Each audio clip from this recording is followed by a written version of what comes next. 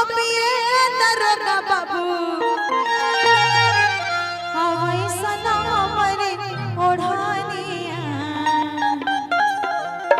ए दरोगा बाबू। जब हम कुछ कहत नु तो हम चाहे कि दरोगा बाबू लोग बड़ा मेहनत करेला, डे नाइट ड्यूटी करेला, जनता की सेवा करेला। सब लोग ताली बजाई। ठीक बा दरोगा बाबू खातिर। ए दरोगा बाबू, ए दरोगा बाबू, आई लव यू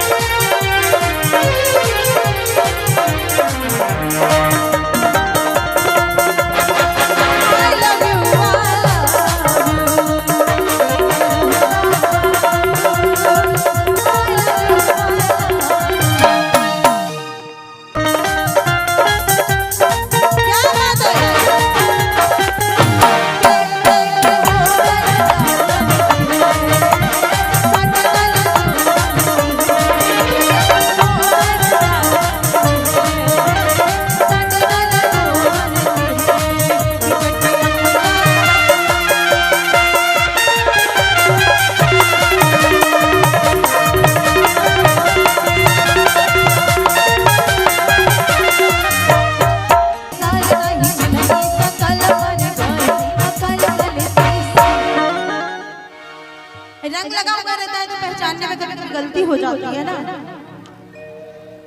कि गलती से, हाँ गलती से रात देवरे के अपन भतार बुझली गलती से, रात देवरे के अपन भतार बुझली गलती से।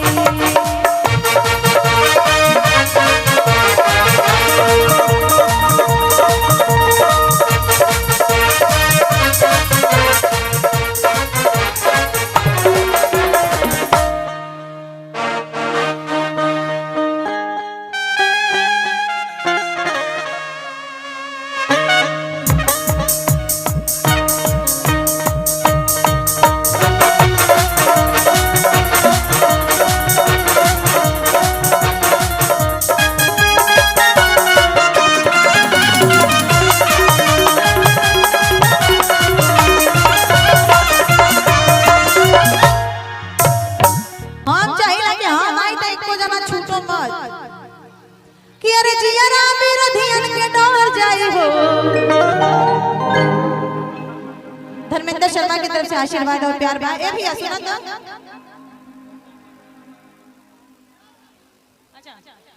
कि अरे जियरा मेरा ध्यान के डर जाई हो। चंदू जी के सामने जे जे होई ओकरा खातिर बा ई गाना बा, बस एकरा के लोगन दिल से मत लगाई, ढेर लोग प्रधान और बा गांव के। ठीक बा कि अरे जियरा मेरा ध्यान के डर जाई हो। अरे जे भी चंदू से आके हो गिर जाएगा, जे भी चंदू से आके हो गिर जाएगा। जियरा मेरा ध्यान के डर जाई हो, जियरा मेरा ध्यान के डर जाई हो। कि जे भी चंदू से आके हो लग जाएगा।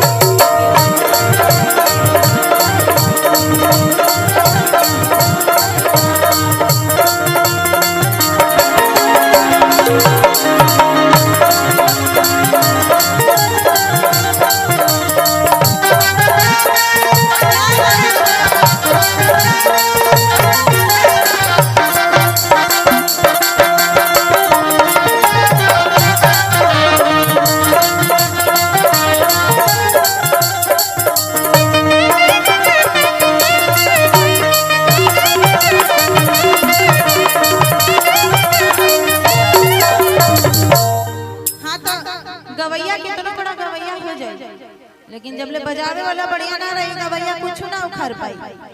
हम सारा अपने म्यूजिशियन टीम खातिर चाहते नहीं, एक बार जोरदार ताली होके के चाहिए, क्योंकि साउंड और म्यूजिशियन का बहुत बड़ा सहयोग होता है एक कलाकार को कलाकार के मंच पे उसकी अच्छी परफॉर्मेंस के लिए। तो एक बार साउंड वाले भैया भी बहुत बढ़िया ऑपरेट कर रहे हैं, और हमारे म्यूजिशियन की टीम के समर जी की जो टीम यहाँ पे आई हुई है या जिसकी भी टीम है, उन सब लोगों के लिए मैं चाहती हूँ जोरदार ताली हो जाए यार। ऐसा मर्दे तो लोग ताली बजाओ तो जरा मौछर मारत रहा।